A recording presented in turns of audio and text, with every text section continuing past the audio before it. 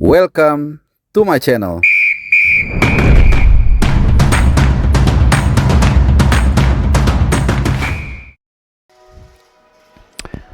Halo, salam sehat teman-teman semua. Selamat hari Sabtu buat kalian pecinta tim nasional Indonesia, timnas lovers. Seperti biasa, konten channel Bung Harpa akan mengupdate soal timnas ya. Ini hanya menjelang beberapa hari ya, mungkin sekitar 11 hari menjelang pertandingan bersejarah menghadapi Arab Saudi di kualifikasi Piala Dunia round ketiga. Nggak ada tema yang spesifik di video gue kali ini, tapi gue akan membahas saja round up isu-isu terkait tentunya dengan timnas kita. Ya, jadi hanya flash news aja ya. Ada 4 topik yang mau gue bahas di sini. Soal harga tiket di Jeddah nanti buat fans away, ini menarik ya. Mungkin udah ada bocorannya dari judul yang gue pasang. Kemudian soal rumput GBK, Marcelo Ferdinand di Oxford United, dan juga Elkan Bagot. Nah, Elkan Bagot terakhir ya, save the best for the last. Yang pertama adalah terkait dengan harga tiket. Ya, ini sekedar hanya memberikan perspektif ya terkait pendapat atau opini itu gue serahkan ke kalian. Jadi kemarin gue dapat informasi, dan ini jelas memang informasi otentik A1. Jadi tiket fans away itu jadi kita dikasih nih jatah nih teman-teman ya, di salah satu sudut di stadion di Jeddah nanti untuk fans Indonesia berkumpul. Itu tiketnya sudah dijual dan harganya itu hanya 15 rial, atau kalau kalian kurskan dengan xe.com itu kurs tengahnya itu 61.500 ya, kurang lebih seperti itu. Dan itu yang khusus fans kita yang paling murah ya, itu paling murah 15 rial. Memang ada yang lebih tinggi lagi, ada yang kalau nggak salah 25 atau 30 dan seterusnya, tapi gua hanya menginformasikan untuk yang termurah aja, meskipun tentunya ada general ticket ya seperti VIP, tapi di sana namanya adalah silver dan gold. Kalau di sini kan VIP ya hanya satu aja, VIP barat yang paling mahal. Itu kalau untuk yang silver harganya 300 rial. Ya, kalau dirupiahkan mungkin kira-kira 1,3 juta, 1,3 jutaan lah gitu ya. Sedangkan yang gold itu 500 rial, sekitar 2 jutaan. Nah, ini biasa kalau VIP memang general tickets. Pendukung Saudi juga bisa beli atau nonton, pendukung Indonesia juga bisa nonton. Jadi mix. Nah, cuman kalau untuk fans away khusus Indonesia itu tadi gue bilang ya 61.500 paling murahnya. Ini sekedar informasi aja buat teman-teman semua supaya ada gambaran. Dan yang kedua soal 10 September, soal rumput GBK. Jadi sudah ada konfirmasi dari pihak Gelora Bung Karno saat menandatangani kerjasama dengan PSSI.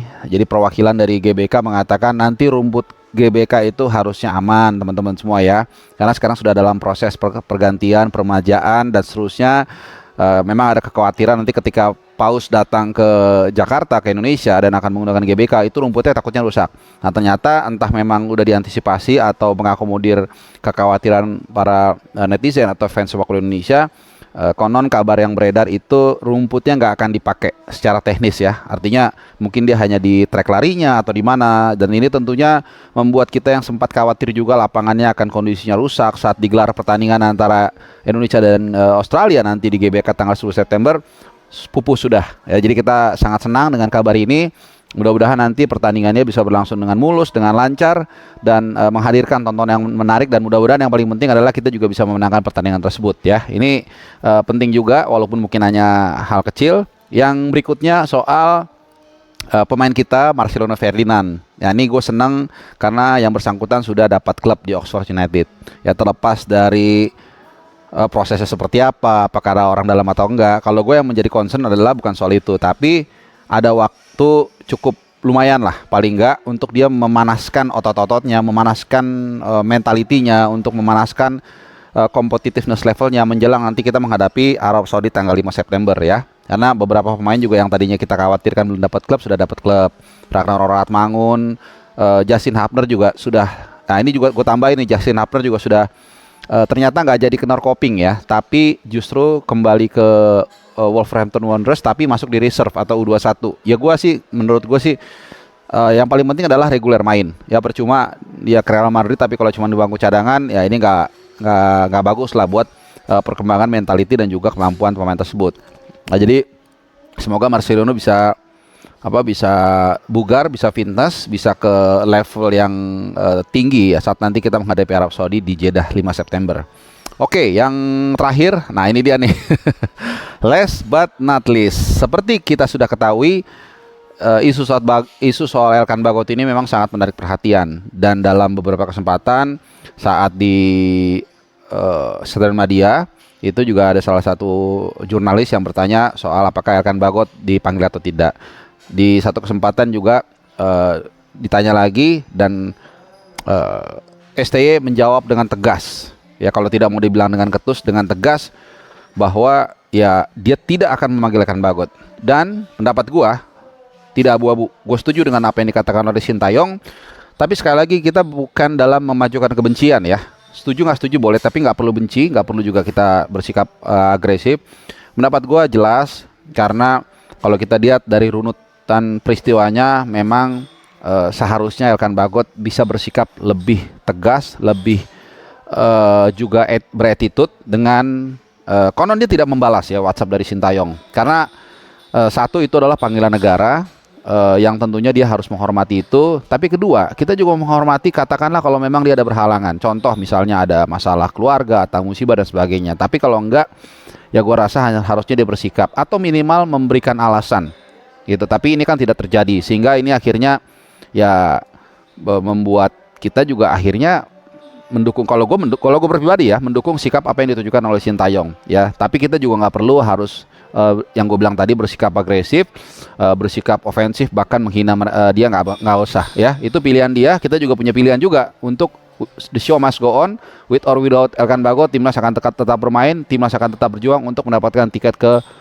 Piala Dunia ya. Walaupun sempat gue waktu itu mengatakan ya, kalau mungkin ada orang dekat dari Elkan Bagot mungkin untuk menasehati yang bersangkutan ya, supaya meminta maaf, mungkin juga bisa memperbaiki. Tapi itu bukan datang dari kita, bukan datang dari Sintayong ya, karena memang niat baik itu sudah ditunjukkan dengan WhatsApp menginformasikan, tapi tidak ada jawaban dan seterusnya. Dan tidak ada alasan, itu yang penting ya. Kalau mungkin ada alasan apapun, yang bukan apapun ya, kalau itu memang masuk di akal, itu bisa diterima, tapi ini enggak. Jadi ya itu yang tadi gue bilang, paling enggak saat ini Sintayong sudah tahu ya harus apa yang harus dilakukan, apa yang tidak bisa dilakukan ya. Artinya dia harus mencari center back yang berkaki kiri, di mana ini juga kita lagi kesulitan memang ya.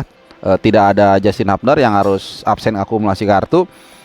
Kemudian juga ya tadi tidak ada Elkan Bagot. Tinggal pertanyaannya apakah mungkin menggeser Rizky Ridho di kiri, atau menarik mungkin Sen Patinama di CB kiri, atau mungkin Nathan. Nah tapi memang kalau Nathan ditarik jadi CB kiri ya, ini kita agak short out di lini tengah, karena kita tahu daya jelajah Nathan ini sangat bagus di lini tengah kita, dan sudah terbukti dia kalau main di timnas kita sangat cocok main sebagai DM. Sementara kalau di Swansea, di Heerenveen itu nggak tahu kenapa ya selalu di sisi kiri, walaupun memang dia bisa bermain di dua posisi. Dan dalam sebuah interview gue masih ingat dia mengatakan waktu kecil dia main sebagai DM, sudah biasa gitu. Jadi ya ini kembali lagi, yang penting STY sekarang tahu harus bermain atau adonannya itu seperti apa dengan ingredients yang ada tanpa Elkan Bagot itu tadi ya. Dan juga satu terakhir sebelum gue tutup, last but not least, yaitu soal Pratama Arhan ya. Gue nggak mau, sekali lagi gue nggak mau bahas soal isu internalnya, tapi yang gue penting adalah bagaimana kondisi dia dan apakah dipanggil. Dan ini seperti dugaan banyak orang juga, gue juga sekedar ngobrol dengan rekan-rekan gue, pasti Sintayong akan mempertimbangkan ya plus minusnya kondisi terakhir, dan dia lebih tahu. Kalau ini kita nggak tahu detail seperti apa kondisi Pratama Arhan terkait situasi terakhir.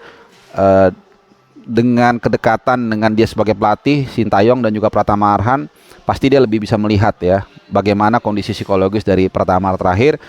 Dan ternyata dia akan dipanggil. Jadi kita bersyukur, artinya logikanya di mata Sintayong dia sudah siap secara mental dan juga fisik. Nah ini yang secara mental dan juga fisik, dan ini gue senang ya, karena kalau nggak siap mental, terutama mental ya, mungkin pasti dia nggak akan dipanggil. Jadi ini sebuah pertanda baik.